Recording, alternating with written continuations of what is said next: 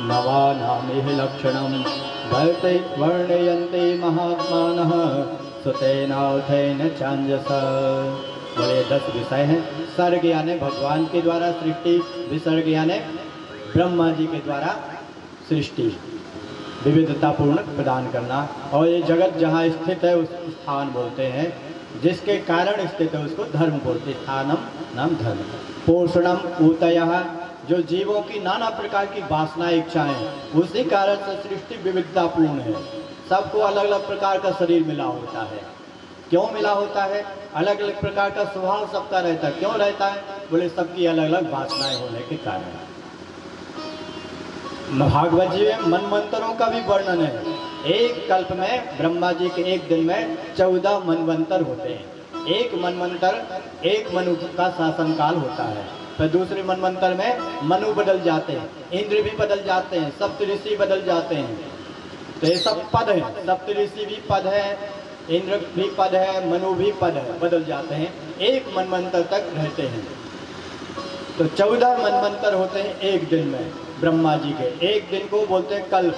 1000 युग का होता ब्रह्मा जी का एक दिन। सहस्र युग पर्यंतम अहर्यत ब्रह्मणो विदुः, गीता जी में कहा। 1000 युग की आयु के बराबर ब्रह्मा जी का एक दिन होता है। उसमें 14 मनवंतर होते हैं, यानी 14 इंद्र बदल जाते हैं, 14 मनु का शासन काल बदल जाता है। तो इसका भी निरूपण किया गया है। एक मनवंतर 71 चतुर्युग का होता है और एक कल्प 1000 चतुर्युग का होता है। तो इसका भी भागवत जी में काल का भी निरूपण किया गया है। ऐसे एक कल्प का एक दिन होता है, ऐसे 365 दिन का ब्रह्मा जी का एक दिन होता है। ऐसे अभी जो ब्रह्मा जी हैं, इन ब्रह्मा जी की आधी आयु बीत गई। आधी आयु को बोलते परार्ध। प्रथम परार्ध बीत गया, यानी 50 साल बीत गए। अभी जो ब्रह्मा जी हैं उनके 50 वर्ष आयु बीत गए। द्वितीय परार्ध चल रहा है। द्वितीय परार्ध है और द्वितीय परार्ध का ये दिन है। इसका नाम है श्वेत 12 कल्प। दिन का नाम जैसे हमारे भी दिन का नाम होता है सोमवार, मंगल, बुध, ये तो प्रतिदिन आते 24 घंटे में बदल जाता है। ब्रह्मा जी का दिन बदलता है एक कल्प में। एक कल्प यानी 71 चतुर्युग वाले 14 मनवंतर बीतने पर ब्रह्मा जी का एक दिन बदलता है, एक दिन बीतता है। तो ऐसे 365 दिन का एक साल, ऐसे 50 साल बीत गए अभी ब्रह्मा जी गए। एक परार्ध बीत गया, द्वितीय परार्ध चल रहा है। द्वितीय परार्ध श्री श्वेत 12 कल्पे संकल्प पढ़ते हैं। और ये अभी कलयुग चल रहा है, चतुर्युग का। तो कौन सा कलयुग चल रहा है? बोले इस मनवंतर का। ये मनवंतर का नाम है वैवस्वत मनवंतर। अभी विवस्वान के पुत्र वैवस्वत मनु है, वो स्वयंभू मनु नहीं है अभी। ये अभी मनवंतर चल रहा 8वां मनवंतर चल रहा। 7 मनु के शासन काल बीत गए। उनका सबका यहाँ वंश का वर्णन और उनके शासन काल में क्या क्या हुआ वो सब आएगा। हर मनवंतर में भगवान अलग अलग अवतार लेते हैं, वो भी इसमें प्रसंग आएंगे अलग अलग अवतारों की। किस मनवंतर में कौन से भगवान ने अवतार लिया। तो 8वां मनवंतर है। 8वें मनवंतर का ये 28वां चतुर्युग है। अष्टविंशति कलियुग है, 28वां कलियुग है ये। तो 71 चतुर्युगों में से अभी 28 चतुर्युग बीत गए। 28वां चतुर्युग चल रहा है। 28वें चतुर्युग का एक कलयुग चल रहा है। संकल्प पढ़ते हैं तो देश और काल कहाँ बैठ करके कब संकल्प कर रहे हैं, वो बोल करके फिर संकल्प करते पूजा में कि हम कब याद संकल्प ले रहे हैं। तो समय भी बोलते हैं, तो ग्रह नक्षत्र आदि की दशा भी बोलते हैं, क्योंकि बदलती रहती है। तो मनवंतरों का भी वर्णन है भागवत में, और भगवान की मधुर मधुर कथाओं का वर्णन है, मुक्ति का वर्णन है, और प्रलय का भी वर्णन किया गया है। 10 लक्षण भागवत जी के हैं। और 10मस् विशुद्ध्यर्थम नवानाम ये लक्षणम। अंतिम जो मुक्ति की प्राप्ति के लिए 9 चीजें जाननी चाहिए। इस जगत में रह के हम बंधन में न पड़ जाएं, नहीं तो एक काल पास होता है। यमराज सबको बांधे रहते हैं काल पास में। जैसे आकाश में पतंग होती है लेकिन बंधी हुई हो, तो जब चाहे वो कितनी ऊपर भी चली गई हो, जब उड़ाने वाला जब चाहे पतंग का धागा खींचेगा वो इधर आ जाएगी पतंग। वैसे ही सभी लोग काल के पास में बंधे हुए हैं, यमराज के हाथ में उसकी डोर रहती है, जब खींचते हैं तुरंत यहाँ से जाते बोले लोग। हम बोलते मर गए, मर क्या गए, वहां से धागा खींच लिया, बंधे थे तो वहीं वापस पहुंच गए यम लोग। तो जो यम बंधन से मुक्त होना चाहते हैं उनके लिए इन चीजों को जानना चाहिए, 9 विषय को जानना चाहिए। तो इसका यहाँ निरूपण किया जाएगा। आगे प्रसंग आता है उद्धव जी और विदुर जी के मिलन का संवाद आता, बड़ा सुंदर मिलन होता है। विदुर जी तो भगवान के परम भक्त थे। जब युद्ध प्रारंभ होने का निश्चय हो गया तो विदुर जी ने कहा हम किसी पक्ष में नहीं रहेंगे, ना तो उधर से लड़ेंगे ना इधर से। उन्होंने धनुष बाण वहीं पर हस्तिनापुर पर धृतराष्ट्र की देवड़ी पर, राज्यसभा की देवड़ी पर रख दिया और तीर्थाटन के लिए चले गए। यहाँ युद्ध हो गया और पांडव लोग विजयी हो गए, पांडवों का राज्य स्थापित हो गया, उनको समाचार मिल गया था। लेकिन वहाँ आए नहीं, भगवान के तीर्थों का, पवित्र तीर्थों का ही दर्शन करते करते एक दिन यमुना जी के तट पर पहुँचे तो भगवान के जो परम भक्त थे उद्धव जी वहाँ दिखाई दिए उनको। वो तो पहचान गए, बोले तो भगवान के सखा हैं। उद्धव जी का रंग रूप भी भगवान की तरह था। उनका चिंतन करते करते तद्रूप हो गए। जैसे कोई भगवान का चिंतन करता रहे तो भगवान जैसे सदैव प्रसन्न बने रहते हैं, वैसे व्यक्ति भी बना रहेगा। लेकिन वो लोग मायामय जगत का चिंतन करते करते घन चक्कर में पिस जाते हैं, हाँ तो रूप बिगड़ जाता है। तो ये भगवान का चिंतन करते करते तद्रूप हो गए थे। जब उनका दर्शन किया तो अत्यंत प्रसन्न हो गए।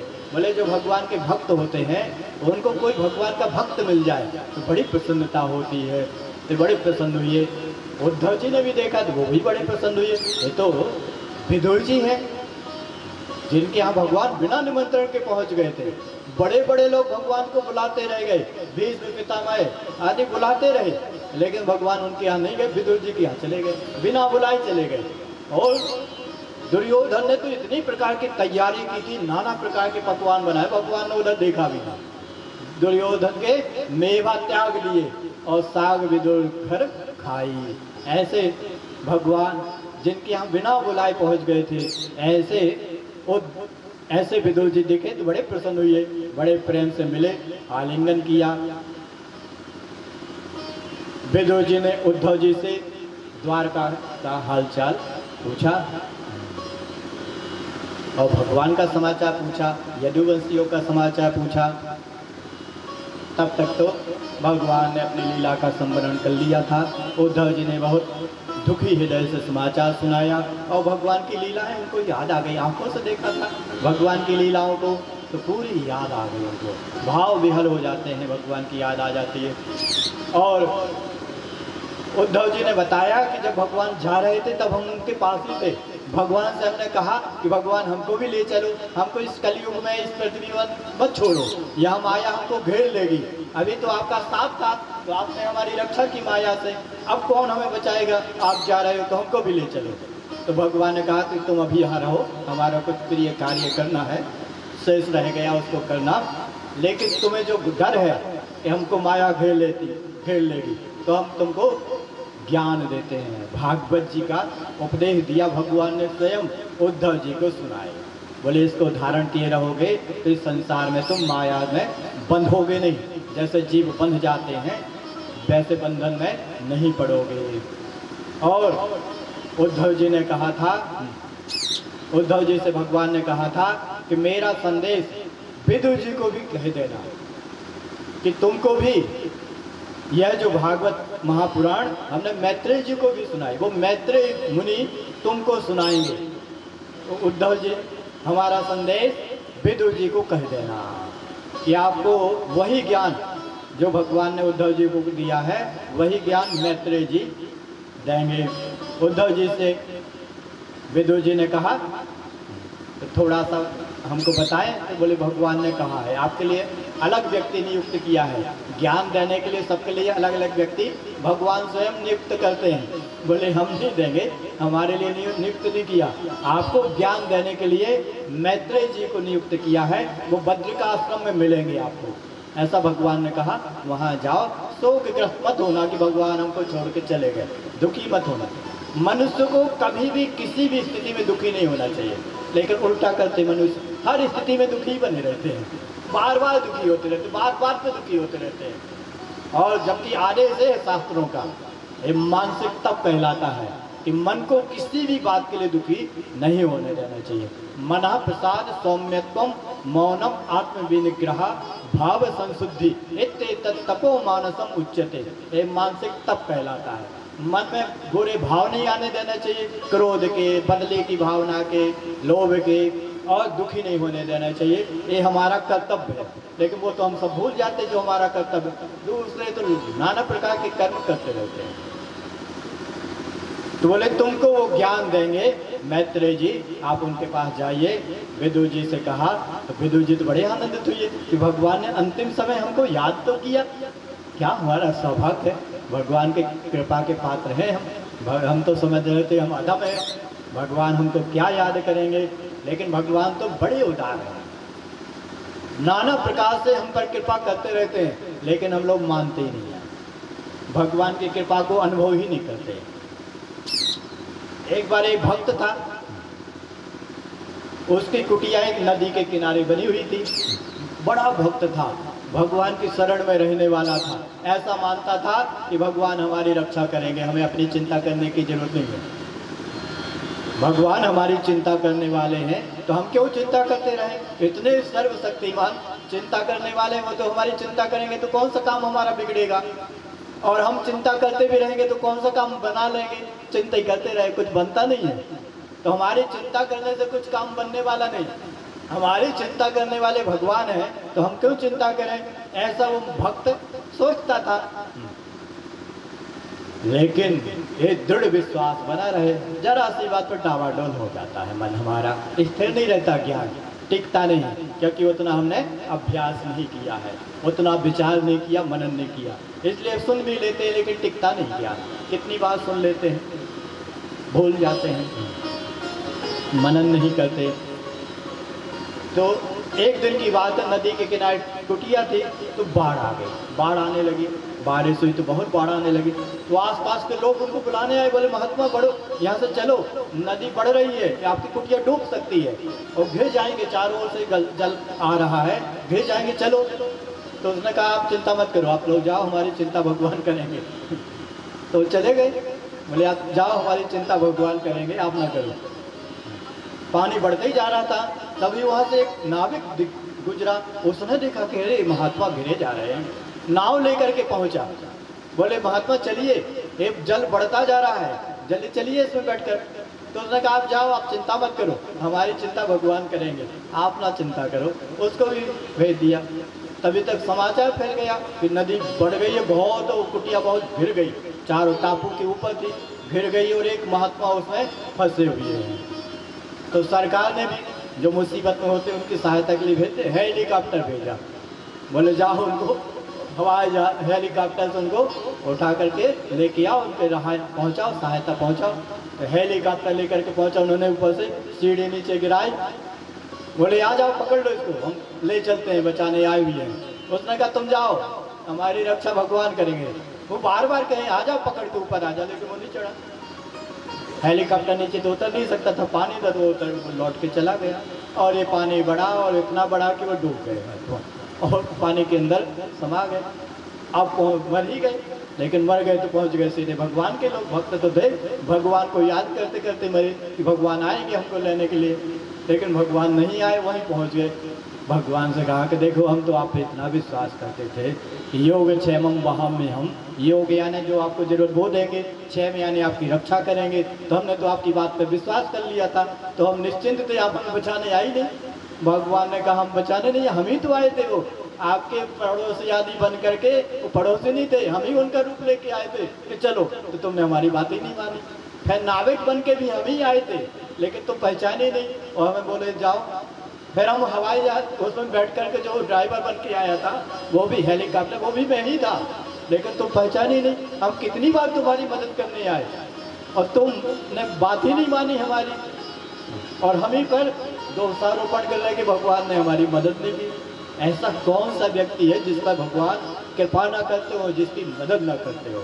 सबसे बड़ी कृपा तो एक मनुष्य शरीर दे दिया, ये हम लोग बना नहीं सकते हैं ना खरीद सकते हैं। और मनुष्य का शरीर ना मिलता हो दूसरा शरीर मिल जाता, सुअर का शरीर मिला होता और गर्मी लगती तो क्या करते, ऐसे चलाते कूलर, जाके नाली में पड़े रहते।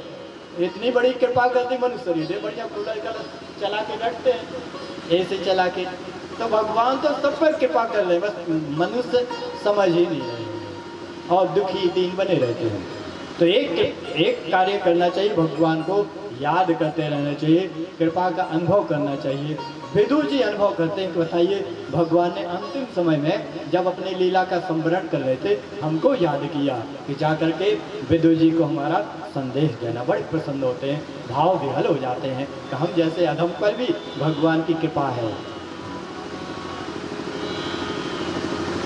फिर आगे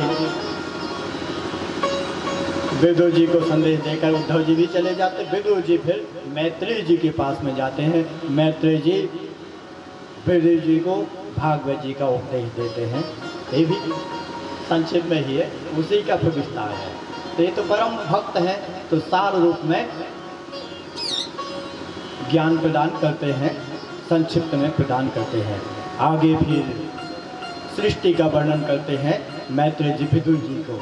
सृष्टि का वर्णन करते समय बोलते हैं, जब सबसे पहले कल्प के प्रारंभ में ब्रह्मा जी का सृजन किया और भगवान ने उनको आदेश दिया कि सृष्टि का विस्तार करो, तो उन्होंने कहा जो आज्ञा, और ज्ञान प्राप्त कर लिया था चतुश्लोकी भागवत के द्वारा।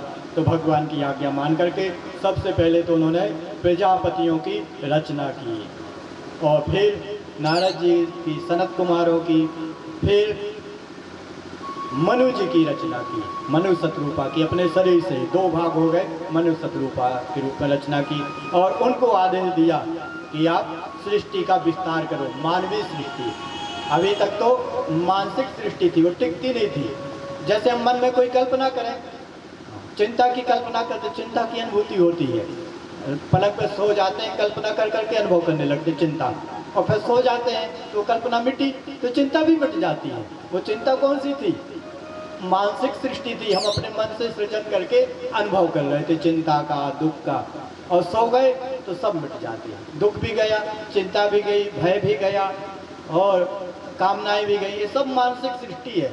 जैसे ब्रह्मा जी मानसिक सृष्टि करते थे वैसे हम लोग करते रहते हैं। उनकी सृष्टि भी संकल्प बंद हुआ तो लीन हो जाते, वैसे हमारे भी निद्रा के समय सब लीन। हमारी सृष्टि यही है, इतने कर पाते हम सृजन, चिंता, भय, निराशा, दुख आदि।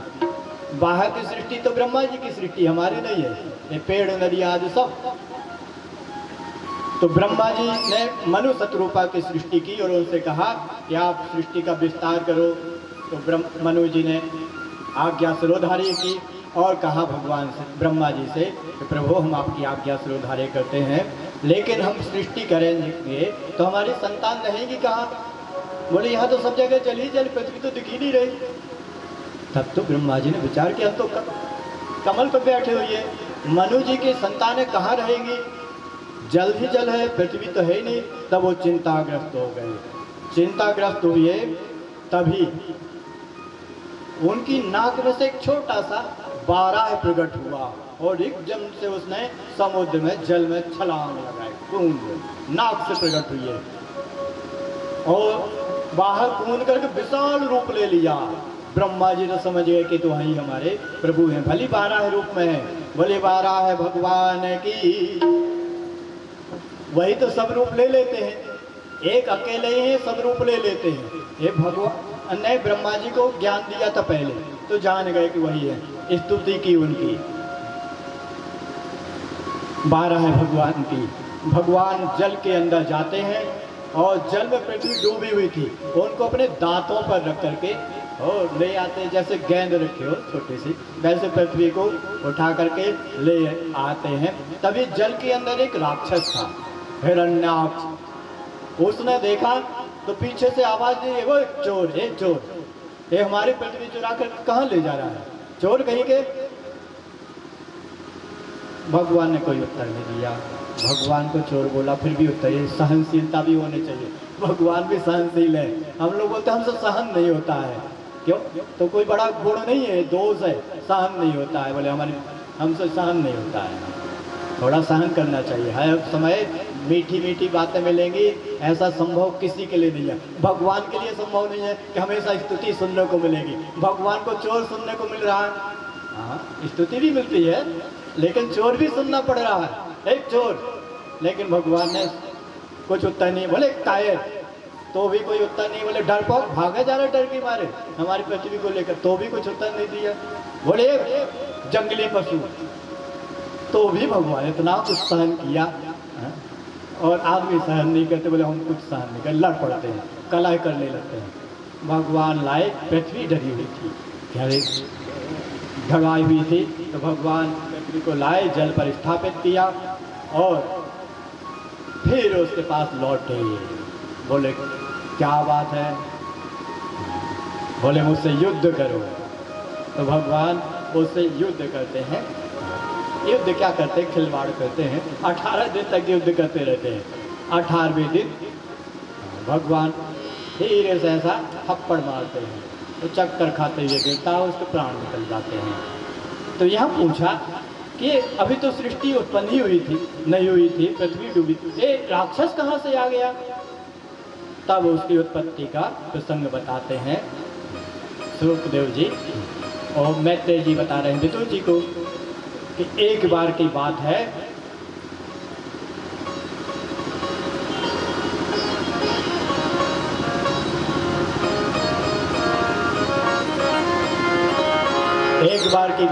सनकादिक मुनि अगस्त मुनि के पास में बैठे थे। भगवान की वो बड़ी मधुर मधुर कथाएं सुना रहे थे। कथाएं सुनते सुनते उनके अंदर इतना प्रेम जागा कि उनके अंदर भगवान के दर्शन की इतनी तीव्र लालसा हुई कि हमको भगवान का दर्शन कब मिलेगा, ऐसे प्रभु को, इतने आनंददायक प्रभु का दर्शन कब मिलेगा, ऐसी तीव्र लालसा जागी और तुरंत वैकुंठ लोक के लिए चल दिए। बड़ी तीव्र लालसा थी, एक क्षण का भी उनको वियोग सहन नहीं हो रहा था, देरी सहन नहीं हो रही। लेकिन द्वारपाल थे वैकुंठ लोक पर जय विजय। उन्होंने इन बच्चों के बालक के समान थे, 4 बालक देखा। बालक बहुकालीना, ये तो सृष्टि में प्रारंभ में ब्रह्मा जी ने उत्पन्न किया था, लेकिन देखने में लगते थे जैसे 5 साल के बालक।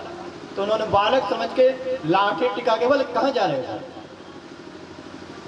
बड़े तेजस्वी थे। रामचरितमानस में उनका वर्णन किया हुआ, देखत बालक बहुकालीना। उनको एक व्यसन लगा रहता है, आशा वसन व्यसन यह नहीं। वो वस्त्र किसका धारण किए रहते? बोले आशा का। आशा यानी दिशाएं होती हैं, दिशाएं ही जिनके वस्त्र उनको बोलते दिगंबर। दिगंबर किसको बोलते हैं? जो वस्त्र नहीं पहने रहते, दिगंबर उनको बोलते हैं। तो नंगा नहीं बोलते, सुनने में अच्छा नहीं लगता, तो दिगंबर बोलते, दिगंबर थे। आशा वसन व्यसन यह नहीं। उनको एक लत लगी थी, व्यसन उसको बोलते लत। क्या लत लगी थी? जैसे हम लोगों को चाय की लत लगी रहती है, 4 बजे और चाय याद आने लगती, भगवान याद नहीं आती, चाय याद आती। चाय सुबह उठते ही चाय याद आती, पहले चाय मिले फिर आगे की दिनचर्या प्रारंभ हो। लत लग गई है तो वही याद आती है सर्वप्रथम। तो सनकादिक मुनियों को भी लत लगी हुई थी। बोले क्या लत लगी थी उनको? उनको भी व्यसन था, जैसे लोगों को तंबाकू का व्यसन रहता है। डॉक्टर सरकार खूब उपाय करती है कि लोग ये व्यसन छोड़ दें। ये कोई अच्छा व्यसन थोड़ी है, बहुत नुकसानदायक होता है। उस पर इतना भयंकर कैकड़ा बना देते हैं, भयंकर कैकड़ा या बिच्छू बना देते हैं। वो कर्क रोग की निशानी के इसको खाएंगे तो कैंसर होगा, तो बिच्छू भयंकर बना रहता है। लेकिन लोग तो उसको देखते भी रहते, वो खाते रहते, कुछ असर नहीं होता। फाड़ के देख भी लेते, फाड़ के वो तंबाकू निकाल खा जाते हैं। तो ऐसे ऐसे व्यसन रहते, छूटते नहीं है, खूब उपाय करते हैं।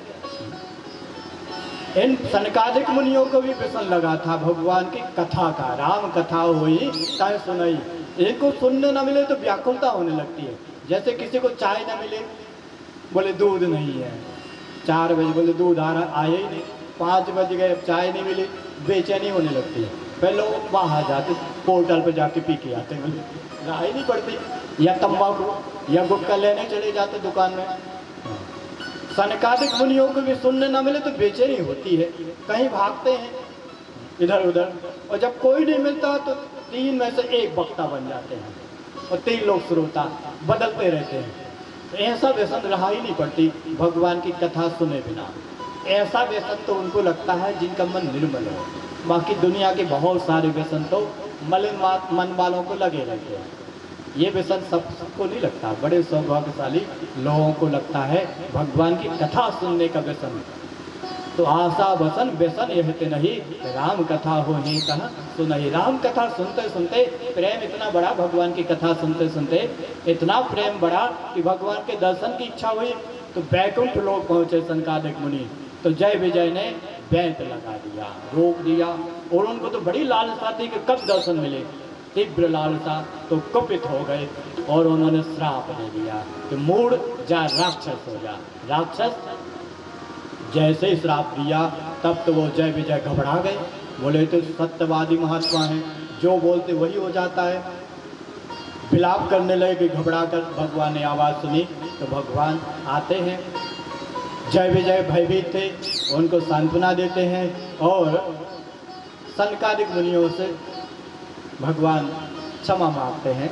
बोले हमारा दोष है, हमने इनको सावधान नहीं किया था, बताया नहीं था पहले से कि हमारे कोई परम भक्त हैं तो उनको बिल्कुल भी मत रोकना, उनको सादर लेकर के आना। तो मैंने बताया नहीं था तो मेरा दोष है, आप इनके अपराध को क्षमा करें। लेकिन सनकादिक मुनि भगवान से क्षमा मांगते हैं कि हम कौन होते हैं आपके सेवकों को दंड देने वाले, अच्छा करें या बुरा करें दंड देने वाले तो आप थे, आपके नौकरों को हम दंड दें, आपके सेवकों को, ये हमारा अपराध है, पर वो हमें दंड दीजिए। हमारे इस अपराध को भगवान मांगते हैं। भगवान से सनकादिक मुनि कहते हैं या तो आप मेरी वाणी को मिथ्या कर दो, आप तो सर्वसमर्थ हैं कि ऐसा ना हो, मिथ्या कर दो या मुझे दंड दो या जो आप चाहते वो करो। भगवान ने कहा कि मेरी इच्छा थी, मम इच्छा कहे दीन दयाला, जो तुमने श्राप दिया है वो मेरी इच्छा से ही दिया था, भगवान की ही इच्छा थी। बोले भगवान को क्यों इच्छा हुई श्राप दिलाने की? तो एक बार की बात है, बोले लक्ष्मी जी बैकुंठ लोक में अपने भवन, वो तो घूमती रहती, चंचला उनका नाम है, तो घूम करके लौट के आई तो भवन में भगवान उस समय लेटे हुए थे, विश्राम कर रहे थे। तो द्वारपालों ने रोक दिया लक्ष्मी जी को, बोले अभी भगवान विश्राम कर रहे, अभी नहीं जा सकते। लक्ष्मी जी ने कहा हम गृह स्वामिनी हैं, तुम सेवक हो, तुम हिम्मत कैसे करते हमको रोकने की? बहुत कुपित हो गई और बात को हटाया और अंदर बलपूर्वक अंदर प्रवेश कर गए और जाके विष्णु भगवान से कहा कि ये तो बड़े उद्दंड है तुम्हारे सेवक, हमको ही रोक दिया, इनको निकालो जल्दी से। भगवान ने कहा कि हम निकाल देंगे, आपका अपराध किया तो हम निकाल देंगे, जरूर निकालेंगे, लेकिन तुरंत नहीं निकाल। लोग बोलेंगे देखो ये तो पत्नी के बस में है, लोगों को रहते तो है लेकिन लोगों को पता ना चले, ऐसा उपाय करें तो हम इनको निकालेंगे तो, लेकिन तुरंत निकालेंगे तो सब समझ जाएंगे ये तो पत्नी के अधीन है, पत्नी के बस में है। तो ये दिखाना नहीं चाहते, लेकिन हम तुम्हारी बात का अनुमोदन करते हैं, जरूर इनको निकाल देंगे। लेकिन जल्दी तो नहीं निकाला। लक्ष्मी जी जब भी आती थी द्वार पर खड़े दिखाई देते, तो लक्ष्मी तो आँख बबूला हो जाती, तो इसको अभी तक निकाला नहीं। आते जाते उसी का मुख देखना पड़ता, जिससे द्वेष हो गया, बहुत अशांति होती है, इसलिए द्वेष नहीं करना चाहिए किसी से। और जो ज़्यादा देखते हैं उनसे तो कभी नहीं करना चाहिए। लोग उन्हीं से ज़्यादा द्वेष करते हैं, जिनका सुबह सुबह ही मुख देखना है, उन्हीं से चिढ़ होने लगती है, तो चिढ़ते रहो। तो लक्ष्मी जी थोड़ी चिढ़ती रही, लेकिन भगवान की प्रियतमा है तो उनके लिए फिर भगवान ने उपाय किया। तो भगवान ने ही प्रेरणा दी थी सनकादिक मुनियों को, तो सनकादिक मुनि तो भगवान के परम भक्त सेवक हैं, तुरंत आ गए और उनको श्राप दिया। भगवान ने फिर जय विजय को भी, जो भयभीत थे, उनको सांत्वना दी, उनको श्राप दिए तो 3 जन्म तक असुर बनोगे। तो भगवान ने कहा हम 4 जन्म लेंगे तुम्हारे उद्धार के लिए। तो उन्हीं जय विजय के उद्धार के लिए भगवान आते हैं। जय विजय ही राक्षस बनते हैं, हिरण्याक्ष हिरण्यकश्यप के रूप में अदिति और कश्यप के पुत्र दिति और कश्यप जी के पुत्र के रूप में। दिति का पुत्र दैत्य हिरण्याक्ष और हिरण्यकशिपु। तो हिरण्याक्ष का भगवान उद्धार करते हैं। आगे हिरण्यकशिपु का उद्धार का प्रसंग भी आता है। बोले समुद्र में कहाँ से आ गया था हिरण्याक्ष? ये बहुत बलशाली था, सब जगह जाता रहता देवताओं के पास में कि हमसे युद्ध करो। कुबेर के पास पहुंच गए। कुबेर ने कहा कि अब हम युद्ध नहीं कर सकते हैं। तो ब्रह्मा जी के पास पहुंच गए, बोले मुझसे युद्ध करो। ब्रह्मा जी ने देखा इसके बल का तो पता नहीं और हमारा तो सब आदर करते हैं बड़े बुजुर्ग होने के कारण, और हम हार जाएंगे तो मेरे तो बड़ी निंदा होगी। हाँ, तो उन्होंने नहीं इच्छा की युद्ध करने की। तो फिर वरुण देव के पास पहुंच गए कि मुझसे युद्ध करो। तो वरुण देव ने भी मना कर दिया, बोले अब हम बूढ़े हो गए, पहले की बात होती तो हम तुम्हारी इच्छा पूरी करते। तब एक दिन नारद जी दिख गए, बोले मेरी बड़ी इच्छा है लड़ने की, कोई वीर पुरुष हो जो हमारी इच्छा को पूरा कर सके तो बताओ, कोई है ऐसा पुरुष जो मुझसे लड़ सके? तो नारद जी ने कहा एक है जो सबकी इच्छा पूरी करते रहते हैं, उनको कल्प वृक्ष बोलते हैं। भगवान सबके लिए कल्प वृक्ष हैं, जो इच्छा करो वो पूरी करते रहते हैं, अनादिकाल से कर रहे हैं, वो तुम्हारी इच्छा को पूरा कर देंगे। बोले कहाँ है वो अभी? तो नारद जी ने भी पता बताया था, वो अभी जल के अंदर से पृथ्वी लेकर के जाए। तो पता पूछ करके आया था भगवान के और ललकारा भगवान को। लेकिन भगवान जब अपना कार्य कर रहे हो तो बीच में व्यवधान आते हैं, तो उससे आप व्यथित नहीं होना चाहिए। श्रेय कार्य में, अच्छे कार्य में व्यवधान आते हैं, उपेक्षा कर देना चाहिए, हर चीज़ से उलझते नहीं रहना चाहिए। तो जब कार्य संपन्न हो गया, पृथ्वी को रख दिया, तब बोले अब खाली समय है, आओ तुम्हारी भी इच्छा हम पूरी कर देते हैं। फिर भगवान युद्ध करते हैं, गदा युद्ध करते हैं। 18 दिन तक युद्ध चलता है। सब देवता लोग देखते घबरा जाते हैं कि इतना बलशाली राक्षस है, भगवान भी नहीं जीत पा रहे हैं। 18वें दिन हिरण्याक्ष ने भगवान की गदा पर प्रहार किया, तो भगवान की गदा हाथ से छूट गई, उसी के पैरों के पास जाकर के गिरी। तो हिरण्याक्ष मुस्कुराया, हंसा, बोले डरो मत, डरो मत। भगवान ने थोड़ा ऐसा भाव दिखाया कि हम डर रहे हैं, अब निहत्थे हो गए। बोले डरो मत, हम निहत्थे पर बाल लेकर उठा लेंगे तुम अपनी गदा। तो भगवान उधर पास में आए, उसको लगा गदा उठाने आए, भगवान पास में गए, बाएं हाथ से ऐसा धीरे से थप्पड़ मारा, तो उसका चक्कर खा करके वो गिरा, मर गया। भगवान को तो बाएं हाथ का काम था, 18 दिन तक क्यों लड़ते रहे? वो उसकी इच्छा पूरी करने की, लड़ने की इच्छा थी, तो भगवान लड़ते रहे। लेकिन बाएं हाथ से भगवान ने उसका वध कर दिया था। तब से कहावत बन गई, क्या बन गई? ये तो हमारे लिए बाएं हाथ का काम है, यानी बड़ा आसान काम है। हाँ, तो हम लोगों के लिए तो सब बाएं हाथ का काम नहीं होता है, लेकिन भगवान के लिए सब बाएं हाथ का काम है। हम लोगों को तो अपना मन स्थिर करना भी हमारे बस में नहीं होती, सोना बस में नहीं होता है। बोले नींद ही नहीं आ रही, करवट बदलते, इतना तो हमारे बस में नहीं है, सो नहीं सकते अपनी इच्छा से, अपने बस से। लेकिन लोगों को भ्रम है कि हम जो चाहे वो कर लेंगे, कभी नींद ना आए वो सो के दिखाएं, सुबह हो जाती है, चिंता चलती रहती मन में, नींद नहीं आती है। तो इनके पूर्व जन्म का वृत्तांत बताते हैं। आगे प्रसंग आता है कर्दम जी का। ये प्रजापति है, ब्रह्मा जी ने इनको भी आदेश दिया कि सृष्टि का विस्तार करो, सृष्टि बढ़े। तो उन्होंने भगवान ब्रह्मा जी की आज्ञा मान करके पहले तप किया। अपने अनुरूप पत्नी चाहिए थी जो बंधनकारी ना हो, ऐसी पत्नी समशील स्वभाव वाली हो और हमारे स्वभाव को समझने वाली हो। ये तो निवृत्ति परायण थे, भगवान की आराधना की, भगवान प्रसन्न हुए। भगवान ने कहा मैं तुम्हारे लिए वधू पहले से ढूंढ ली है। जैसे माता पिता लोग ढूंढते हैं अपने बेटे के लिए वधू, वैसे भगवान तो सबके माता पिता हैं। मैंने ढूंढ ली है और चयनित कर ली है पहले से। मनु जी की पुत्री है देवहूति, वो तुम्हारे लिए उत्तम धर्म पत्नी बनेगी और स्वयं मनु जी ही अपनी पुत्री का विवाह करने के लिए तुम्हारे पास आएंगे, तो उनको स्वीकार कर लेना। तुम ये मत कहना कि पहले हम कुंडली मिलान करेंगे, पहले फोटो लेकर के आओ, देखेंगे, पसंद आएगी तो करेंगे और पसंद नहीं आए तो नहीं करेंगे। बोले नहीं, आपके लिए सर्वोत्तम रहेगी, आप उसका चयन कर लेना।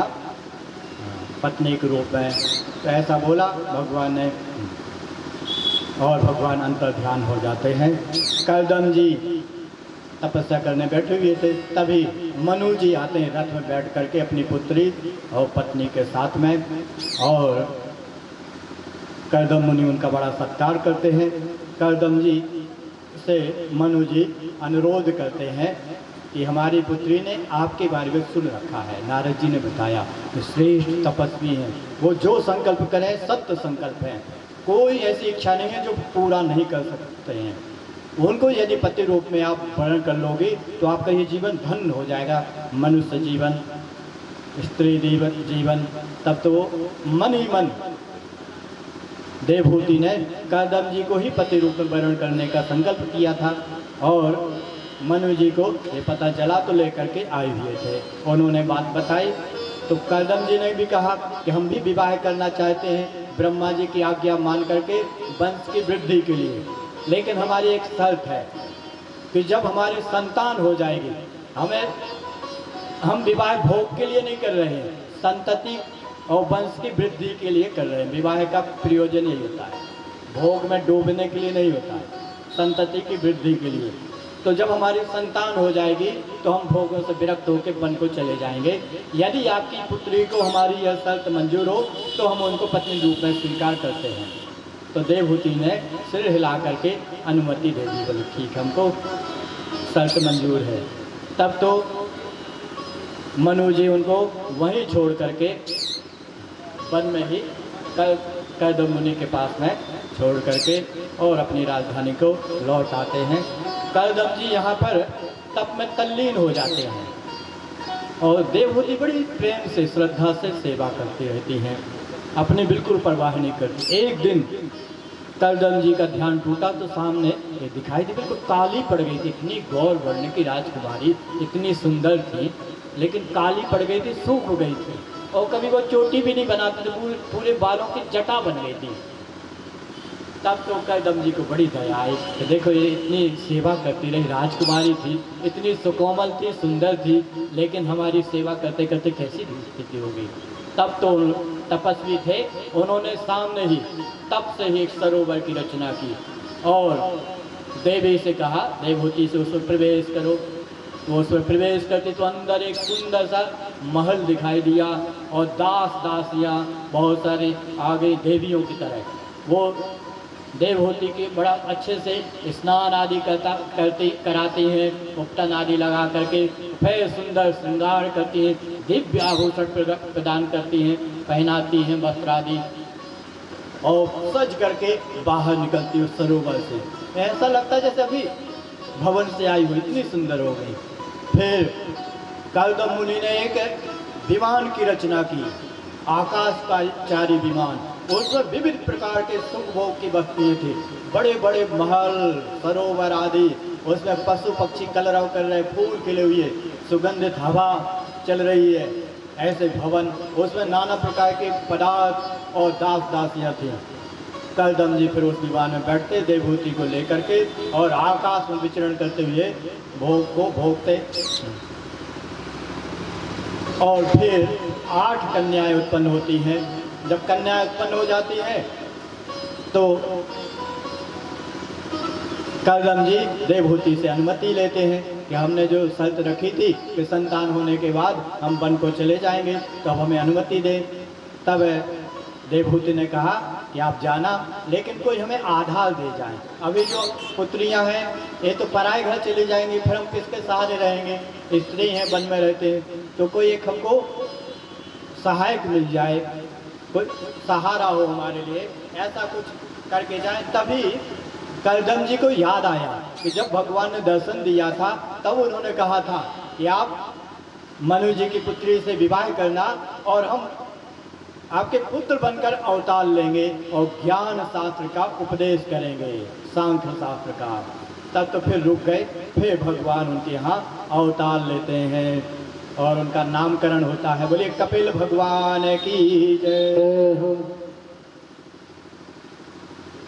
आगे एक संकेत कर करके फिर लीला देखते हैं कपिल भगवान की।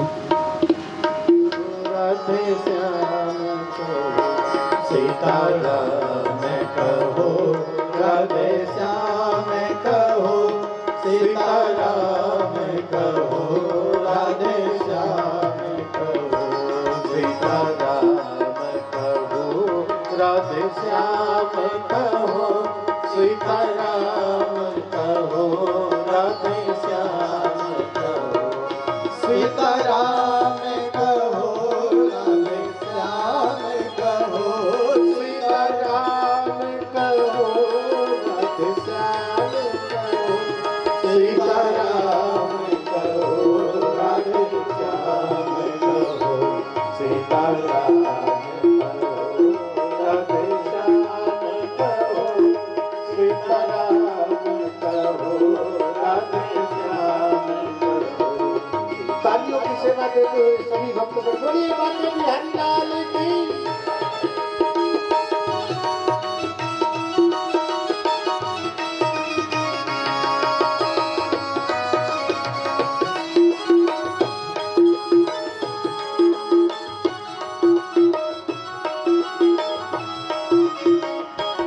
सीताराम बिना कोई प्यारा नहीं, सीताराम बिना कोई प्यारा नहीं, सीताराम बिना कोई प्यारा नहीं, सीताराम बिना कोई प्यारा नहीं, राधे श्याम बिना कोई अपना नहीं, राधे श्याम बिना कोई अपना नहीं, सीताराम कहो, राधे श्याम कहो, सीताराम कहो, राधे श्याम कहो, सीताराम कहो, राधे श्याम कहो, सीताराम कहो, राधे श्याम कहो।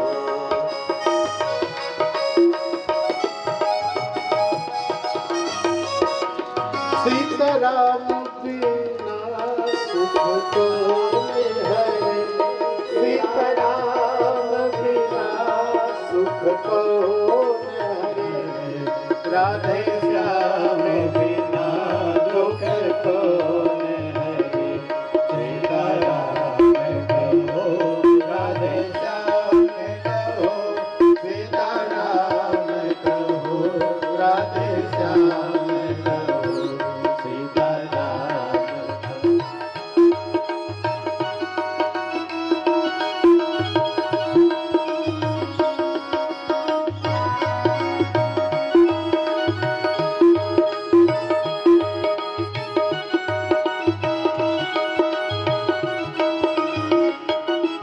सीताराम बिना बेड़ा पार नहीं, सीताराम बिना बेड़ा पार नहीं, सीताराम बिना बेड़ा पार नहीं, सीताराम बिना बेड़ा पार नहीं, राधे श्याम बिना कोई नहीं, सीताराम कहो, राधे श्याम कहो, सीताराम कहो, राधे श्याम कहो, सीताराम कहो,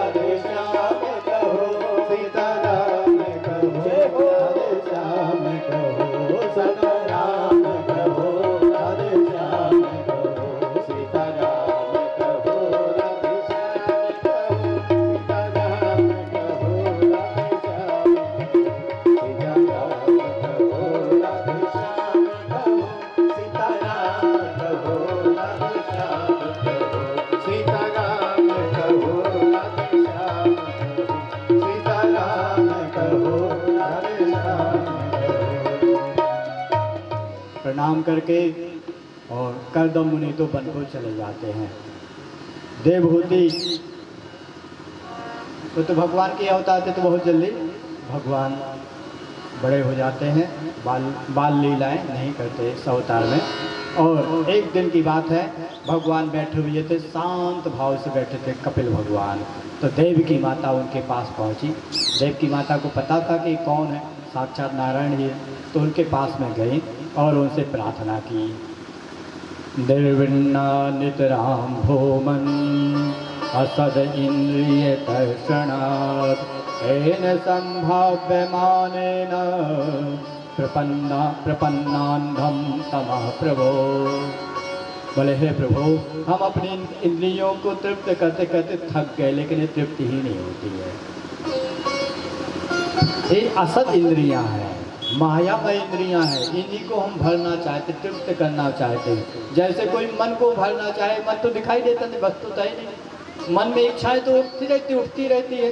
कोई पूरा करना चाहे, बोले मायामय है ये मन, वो ऐसे कोई पार नहीं पा सकेगा ये मायामय मन से। बोले हम उसी में उलझे हुए हैं, इंद्रियों में, मन में। प्रभु हम अंधे कुएं में पड़े हुए हैं, मोह में पड़े हुए हैं, अज्ञान अंधकार में पड़े हुए हैं।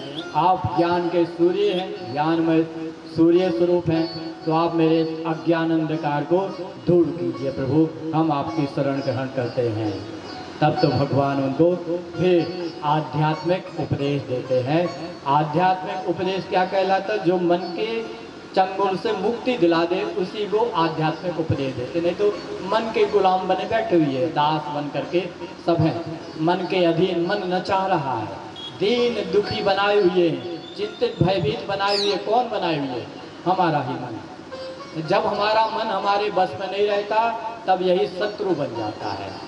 जैसे हमारी कार हो या मोटरसाइकिल हमारे अधीन ना हो, और इधर मोड़ना चाहते हम इधर मुड़ जाए, इधर खाई की ओर, हम दबाना चाहते ब्रेक और बढ़ जाए एक्सीलेटर, तो फिर हमारे लिए काल बन जाएगी।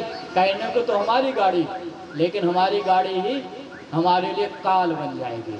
वैसे ही हमारा मन, कहते तो ये हमारा मन है, लेकिन हमारे अनुसार नहीं चलता कि हम रोक दें तो रुक जाए, हम बोले चलो तो चले। ये तो अपने आप मन माना करता रहता है, उसकी जो मर्जी, जो याद करना वो याद करे, जैसा सोचने सोचे। तो ऐसा मन तो दुख का कारण बन जाता है। यही मन चिंता भय निराशा का कारण बन जाता है। तो यह मन ही शत्रु है। जब हमारे आज्ञा का पालन नहीं करता, मनमाना चलता है, और जब यही निर्मल हो जाता है और शांत हो जाता है, तब यही मित्र बन जाता है। चेतः खलु अस बंधाय मुक्तये चात्मनो मतम। यही बंधन का भी कारण है, यही मुक्ति का कारण मन। लेकिन हम इसकी उपेक्षा किए रहते हैं। जितनी ज़्यादा इसकी उपेक्षा करेंगे, इसकी ओर ध्यान नहीं देते, इतना ही इसका बल बढ़ता जाता है। ये और नचाता है, तो और ज़्यादा और शत्रु बन जाता है। तो वास्तव में अपने आत्मस्वरूप का चिंतन जब करते हैं, तब यह मन शांत होता है। आत्मस्वरूप का चिंतन करने के लिए क्या करना चाहिए? बोले साधुओं का संग करना चाहिए, सत्संग करना चाहिए। बोले साधु कौन कहलाते हैं? जिनका हम संग करें। तो साधु की परिभाषा बताई हुई है। तितिक्षवः कारुणिकः सुहृदा सर्वदेहिनां अजात शत्रुवः शान्तः साधुवः साधुभूषणः। बोले जो तितिक्षु हो, सहनशील हो, जल्दी जरा सी बात पे अशांत हो जाना, उद्विग्न हो जाना, ये साधु के लक्षण है। जो शांत हो, करुणावान हो, हितैषी हो, सबका हित चाहने वाला हो, और किसी को शत्रु ना मानता हो, शांत स्वभाव वाला हो, वो साधु कहलाता। ऐसे लोगों का संग करना चाहिए। उनके संग से मन निर्मल होता है और बोध की प्राप्ति होती है। इसलिए सत्संग की प्रार्थना करनी चाहिए। जिनको मन को अपने अनुकूल बनाना है, मन को मित्र बनाना है, उनको सत्संग करना चाहिए। वहाँ से फिर युक्तियाँ मिलती है और मन शांत होता है, मन निर्मल होता है, मन अनुकूल होता है। ऐसा उपदेश देते। बहुत सारा देवहूति माता प्रश्न करती हैं और भगवान उनके संदेह का निवारण करते हैं। प्रकृति पुरुष का विवेक बताते हैं। पुरुष चेतन तत्व का नाम है और प्रकृति जड़ तत्व का नाम है। शरीर जड़ है, प्रकृति है, और जो आत्म तत्व वो चेतन है। आत्म तत्व ना स्त्री होता ना पुरुष होता, शरीर स्त्री पुरुष होता है। जो जीव है वो ना स्त्री है ना पुरुष है। जैसा शरीर होता है वैसे मानने लगते हैं। जैसे बच्चा वाला शरीर होता तो बच्चे मानने लगते, जीव बच्चा नहीं होता, ना बूढ़ा होता ना युवा होता। जैसा शरीर होता वैसे ही बन जाता, मान लेते हैं कि बच्चा है, ये बूढ़ा है। वो बूढ़ा और बच्चा शरीर होता, जीव नहीं होता। स्त्री पुरुष भी शरीर होता, जीव नहीं होता है। तो पुरुष जो है वो चिन्मय निर्विकार स्वरूप है, प्रकृति बदलने वाली है। ऐसा विवेक बढ़ा है। ये विवेक बढ़ेगा जब सत्संग करेंगे। तो प्रकृति पुरुष का विवेक बताते हैं, अष्टांग योग का वर्णन करते हैं, भक्ति का निरूपण करते हैं। बोले जैसे भक्ति से मन शांत निर्मल होता है और हमारा मित्र बन जाता मन, यह भक्ति के माध्यम से भगवान इसको हमारे अनुकूल बना देते हैं। तो भक्ति का निरूपण करते हैं। देह गेह में आसक्त मनुष्य की दुर्दशा का वर्णन करते, कैसे नाना योनियों में भटकता रहता, जीव पड़ा रहता, गर्भ में पड़ा रहता, सिर नीचे को रहता, पैर ऊपर को, मल मूत्र से घिरा रहता है। जैसे नरकों का वर्णन किया गया वैसे ही नरक गर्भ में होते हैं, वहाँ पड़े रहते हैं बंधे हुए और दुख भोगते रहते हैं। वहाँ जीव प्रार्थना करता कि भगवान इस बार बाहर निकाल दो, फिर तो हम ऐसा कोई कार्य नहीं करेंगे, फिर से गर्भ में आना पड़े। लेकिन भगवान की माया, जब बच्चा जन्म लेता है जीव तो बहुत कष्ट होता है और वो मूर्छित हो जाता है। तो मूर्छित होता है और फिर बाहर आता है, तो गर्भ में जो अनुभव हुआ था वो सब भूल जाता है और यहाँ आके फिर ममता में फंस जाता है, आसक्ति में पड़ जाता, फिर नाना प्रकार के कर्म करता है मोह से युक्त होकर, फिर गर्भ में पहुँच जाता है। तो ये चक्र चलता रहता है, पुनरपि जननम पुनरपि मरणम पुनरपि जननी जठरे शयनम, फिर से गर्भ में आ जाते हैं। लेकिन जो विवेकवान होते हैं वो सत्संग से पुनः स्मृति को जागृत कर लेते हैं कि ऐसी फिर दशा होगी यदि सावधान नहीं रहे तो। और फिर सावधान हो करके इस जगत में भक्ति का आलम्बन लेकर, भगवान का आलम्बन लेकर इस संसार सागर को सहज ही पार कर जाते हैं। ऐसा प्रसंग आता है। फिर आगे मनु की संतान, मनु की कन्याओं के वंश का वर्णन करते हैं। एक कन्या दक्ष प्रजापति जी को ब्याही गई थी। उनकी दक्ष प्रजापति ने एक कन्या अपनी शिव जी को ब्याह दी थी, जिनका नाम था सती। सती जी का, शिव जी का भी वंश बड़ा ही नहीं था और सती जी ने देह त्याग कर दिया था। सती जी के पिता ने उनका तिरस्कार किया, तो उनके तिरस्कार से तो सती जी दुखी नहीं हुई। जब उन्होंने देखा कि शिव जी का अनादर किया गया यज्ञ में, तब उन्होंने यज्ञ कुंड में शरीर त्याग दिया था। तो परीक्षित जी ने कहा कि इस कथा को थोड़ा विस्तार से बताएं, ये तो नई कथा है, लेकिन आप लोगों ने तो सब कई बार सुनी होगी, तो हम थोड़ा संक्षेप में बताते हैं आगे बढ़ने के लिए, थोड़ा लेकिन बताते हैं, प्रवेश तो करते हैं। दक्ष प्रजापति प्रजापतियों के नायक बन गए। जब पद पा जाते, कोई धन पा जाते तो अहंकार भी बढ़ता जाता है। उम्र से भी अहंकार बढ़ता है, उम्र बढ़ती जाए तो अहंकार बढ़ता जाता है, धन बढ़ता जाए तो अहंकार बढ़ता जाता है, पद बढ़ता जाए तो अहंकार बढ़ता जाता है। अहंकार बढ़ता है तो मन बहुत जल्दी संतप्त हो जाता है, जरा सी बात पे तपने लगता है। बोले गर्म हो गए, जरा सी बात पे मन गर्म होता है। मन को जैसे शरीर गर्म होता है, शरीर गर्म होता है तो उसको हम बोलते बुखार। बोले शरीर गर्म हो गया, इसका अर्थ बुखार चढ़ा हुआ। वैसे मन भी गर्म होता है, लेकिन उसको नापने का तो कुछ थर्मामीटर है ही नहीं कि कितना गर्म हुआ, लेकिन बोलते हैं बहुत गर्म हो गए थे। उन्होंने ऐसा कहे बहुत गर्म हो गए, बड़ी मुश्किल से फिर शांत हुए, ठंडे हुए, बहुत क्रोध में आ गए थे। जैसे परशुराम जी इतने जल्दी गर्म हो जाते थे। तो मन भी गर्म होता है, तपने लगता है, वो हमारे अंदर रहता है, वो तपने लगता है तो हमें भी संताप की अनुभूति होती है। जैसे शरीर गर्म होता है, संतप्त होता, तो हमें भी संताप की अनुभूति होती, बुखार की। तो बार बार मन संतप्त होता रहता है। सती जी के पिता दक्ष प्रजापतियों के नायक बन गए।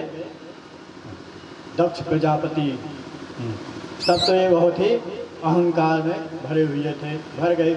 एक दिन की बात है, देवलोक में सभा लगी हुई थी, सारे देवता लोग बैठे हुए थे। उसी समय दक्ष प्रजापति आए, तो सारे देवता लोग और प्रजापति गण खड़े हो गए। लेकिन उस सभा में शिव जी बैठे हुए थे, वो बैठे रहे, खड़े नहीं हुए।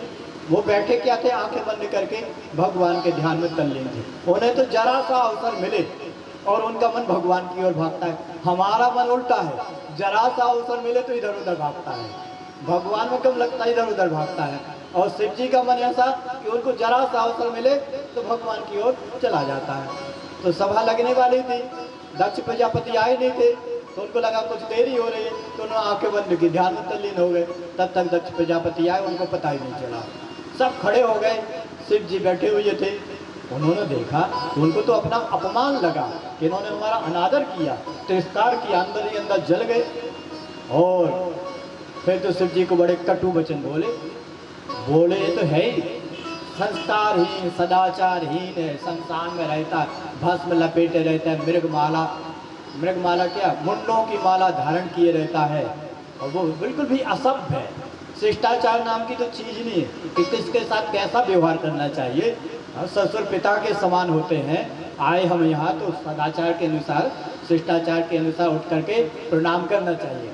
लेकिन जब कथा में बैठे, भगवान में मन लगा हो, तब ये शिष्टाचार नहीं करना चाहिए। शिव जी ने बताया है, ये शिष्टाचार सामान्य समय में करना चाहिए, बड़े आ जाए तो उठ करके प्रणाम करना चाहिए। लेकिन जब कथा चल रही हो, भगवान की कथा छोड़ करके प्रणाम करने लगे, इसका अर्थ तो आप भगवान की कथा को महत्व कम दे रहे हैं, शिष्टाचार और रिश्ते नाते को ज़्यादा महत्व दे रहे हैं। इसलिए कथा में ये शिष्टाचार नहीं निभाना चाहिए। बाकी समय तो बड़ी सावधानी रखना चाहिए। तो शिव जी का तो मन भगवान में लगा था, तो भगवान को छोड़ के शिष्टाचार क्या करना। शिष्टाचार इसलिए करते हैं कि मन में अहंकार आदि ना आए, मन निर्मल बना रहे, जिससे मन भगवान में लगे। तो शिष्टाचार का फल है कि मन निर्मल होता है, और जब निर्मल हो तो भगवान में लग जाए। अब भगवान में लगा हुआ है तो अब निर्मल करने की जरूरत है, लगा है इसका अर्थ कि मन निर्मल ही है, तो फिर शिष्टाचार की जरूरत नहीं है। तो इसलिए शिव जी भगवान के ध्यान में तल्लीन थे। लेकिन दक्ष प्रजापति ने बहुत कटु वचन बोले और श्राप भी दिया। शिव जी के गण थे, उन्होंने दक्ष जी को भी श्राप दिया, आपस में श्रापी हुई। शिव जी ने देखा यहाँ तो कलह मची है, तो उठ करके चले आए।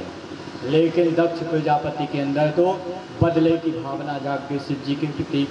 बोले इनका हम भी अब ऐसा बदला लेंगे कि ये भी याद करेंगे। वो क्या याद करेंगे, उनकी पुस्तकें याद करेंगे, ऐसा लोग बोलते हैं। ऐसा भाव आया शिव जी के प्रति, वो भी मन की मलिनता के कारण मलिन भाव जाग गया। तब उन्होंने बदले की भावना से कर्म तो किया, सत्कर्म, यज्ञ जैसा सत्कर्म किया, लेकिन भाव यह था शिव जी को अनादर करना। उन्होंने यज्ञ में सबको बुलाया, सिर्फ शिव जी को, सती जी को नहीं बुलाया। और सबको यह कह दिया कि जब आओ तो कैलाश होकर के आना, विमान से में बैठ करके, और गाजे बाजे के साथ आना। तो सब वहाँ से गाजे बाजे के साथ कैलाश के होकर के जाते, अप्सराएं नृत्य करती हुई, गंधर्व लोग गीत गाते हुए, देवता लोग देवियाँ जाते यज्ञ में सम्मिलित होने के लिए। सती जी ने सुना, वो किसी को रुक के पूछा कि कहाँ जा रहे हैं, तो उन्होंने बताया कि आपके पिताजी यज्ञ कर रहे, तुमको पता नहीं, तुमको निमंत्रण नहीं भेजा। बोले सबको तो बुलाया। सती जी को लगा भूल गए होंगे, या निमंत्रण कार्ड भेजा होगा, कहीं गुम हो गया होगा, पोस्ट ऑफिस वालों ने नहीं पहुंचाया होगा। शिव जी को बताया कि हमारे पिताजी यज्ञ कर रहे हैं, चलिए वहाँ पर उसमें सम्मिलित होने के लिए। तो शिव जी ने कहा कि उन्होंने निमंत्रण नहीं भेजा है, इसलिए हम लोगों का जाना उचित नहीं है, जिनको निमंत्रण भेजा उन्हीं को जाना चाहिए। तो सती जी ने कहा कि नहीं, वो हमारे पिता हैं, पिता के यहाँ बिना बुलाए भी जा सकते हैं, उसमें कोई दोष नहीं होता है। तो शिव जी ने कहा ये बात सही है कि पिता के यहाँ बिना बुलाए भी जाए, कोई दोष नहीं होता, लेकिन यदि बैर चल रहा हो तो कितने भी सगे संबंधी हो, बिना बुलाए नहीं जाना चाहिए, नहीं तो बड़ा अनिष्ट होता है। लेकिन सती जी नहीं मानी, हटकी। तो शिव जी ने कहा आपको जाना तो आप चले जाइए, आपको हम नहीं रोकेंगे, आप चले जाइए। गणों को साथ में भेजा। सती जी जाती यज्ञ देखने के लिए, तो वहाँ कोई इनसे प्रेम से मिलते ही नहीं, एक अकेले सती जी की माता मिलती। दक्ष जी भी ऐसे घूर घूर कर देखते गुस्सा से। सती जी को समझ में नहीं आया क्या बात, हमने इनका क्या बिगाड़ दिया, क्या हल लिया, ये ऐसे गुस्सा में देख रहे हैं। बाद में जहाँ यज्ञ में सब देवताओं के लिए स्थान निश्चित रहता है, शिव जी का स्थान देखा तो वहाँ तो आसन भी नहीं रखी, यहाँ आह्वान करके शिव जी को बुलाया जाए, स्थान लिया जाए। तब तो उनको शिव जी की बात याद आ गई कि वो हमसे द्वेष रखते हैं और द्वेष भावना से भरे होकर के ये यज्ञ कर रहे हैं। तब तो वो कुपित होती है और दक्ष प्रजापति को कटु बोलते हैं, पूरी सभा को भी कटु बोलते हैं कि जो तुम शिव जी का अनादर कर रहे हैं और ये सभासद लोग देख रहे हैं, इन सबको इसका फल शीघ्र मिलेगा। और योग अग्नि में शरीर त्याग देते हैं। शिव जी तो सती जी के जाने के बाद ध्यान में बैठे हुए थे। एक दिन नारद जी आए, उन्होंने बताया कि तुमको पता है क्या हुआ है सती जी के साथ। शिव जी ने कहा नहीं तो क्या। बोले उन्होंने यज्ञ कुंड में शरीर त्याग दिया, वो आपका अपमान सहन नहीं कर पाए। शिव जी को पूरा समाचार सुनाया। तब तो शिव जी ने अपना एक बाल उखाड़ के पटका तो उसमें से एक वीरभद्र प्रकट हुए और उनको आदेश दिया कि जाओ उस दुष्ट को दंड दो। और वहाँ सभासद में जितने लोग थे उन सबको दंड दो। तो वीरभद्र आकर के सबको दंड देते हैं और यज्ञ को विध्वंस कर देते हैं। दक्ष प्रजापति का सिर ही काट देते हैं, यज्ञ अधूरा रह जाता है। तब सब देवता लोग ब्रह्मा जी के पास जाते, ब्रह्मा जी को लेकर के शिव जी की शरण में आते हैं। शिव जी फिर अनुग्रह करते हैं, दक्ष प्रजापति का सिर की जगह पर बकरे का सिर लगवा देते हैं। बोले लगा दोगे तो जुड़ जाएगा और जागृत हो जाएंगे। तो उनके सिर की जगह बकरे का सिर लगाया। बोले जो अहंकार मैंने ऐसा किया, मैंने ऐसा किया, जो बोलते हैं वो अगले जन्म में क्या बनते हैं। बोले मैं करते रहना, बस एक ही कर पाओगे और कुछ नहीं बोल पाओगे, बस मैं ही करते रहना, मैं बकरे बन जाएंगे। इसलिए सावधान रहना चाहिए। सब काम तो भगवान करते हैं, ये तो भ्रम मात्र है कि हम कर रहे हैं। हम पल के भी नहीं उठा सकते, सारी शक्ति वापस ले लेते, पड़े रहते मुर्दा की तरह, ले जाते जला आते, उठ के भाग नहीं पाते हैं। इतनी शक्ति नहीं है, भ्रम रहता कि हम सब कर रहे हैं। वो भगवान की शक्ति हमारे देह में है, वो सब काम कर रहे हैं, हम नहीं कर रहे कुछ।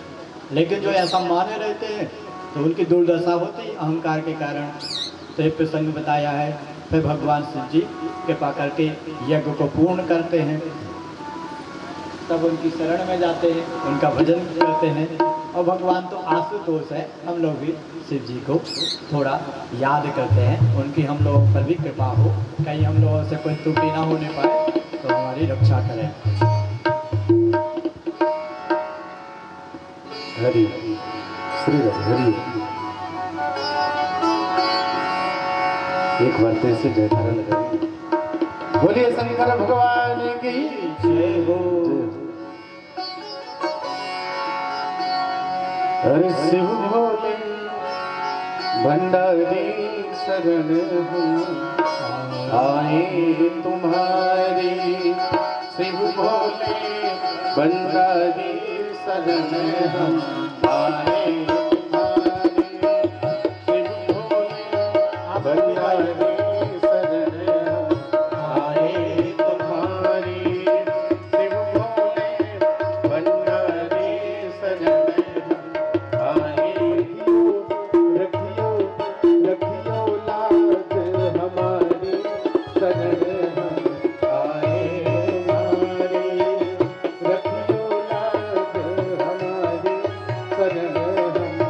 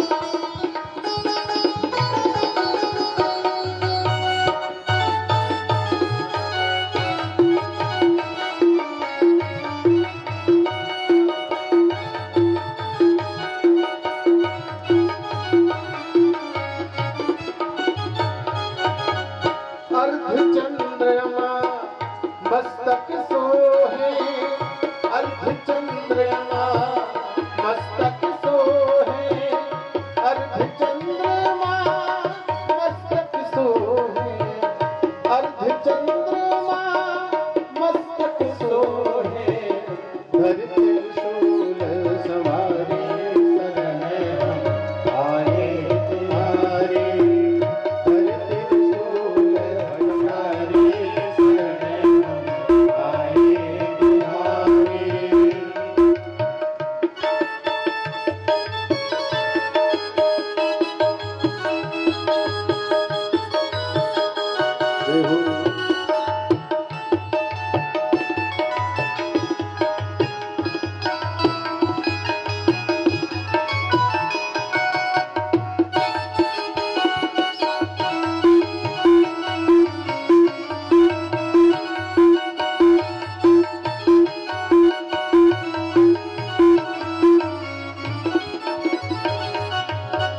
कृपा करो है अब गणदानी, कृपा करो है अब गणदानी, कृपा करो है अब गणदानी, हर भक्तन संकट हारी